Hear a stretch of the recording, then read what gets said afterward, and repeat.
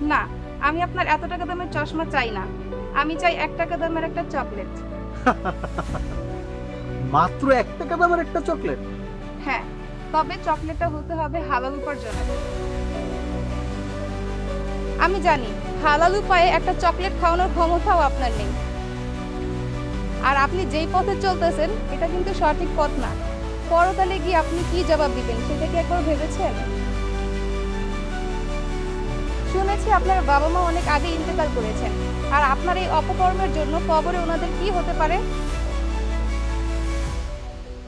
আর আপনি বুঝতেছেন না, আপনার এই অসৎ পথ দিন দিন আপনাকে জাহান্নামের দিকে ঠেলে দিচ্ছে। আর ভালোবাসা, আগে আপনি আল্লাহকে ভালোবাসতে শিখুন। আর মনে রাখবেন, সর্বক্ষমতার অধিকারী একমাত্রই আল্লাহ। আল্লাহ ক্ষমাকারীকে পছন্দ করেন। তাই দেরি না করে অতীতের কাজের জন্য আল্লাহর কাছে ক্ষমা চান এবং সঠিক পথে ফিরে আসুন। আর দয়া করে আজ থেকে আমাকে আর বিরক্ত করবেন না। দোয়া করি আল্লাহ যেন আপনাকে কামিল হেদায়েত দান করেন। আর আমাকে ক্ষমা করবেন। আসি, আসসালামু আলাইকুম।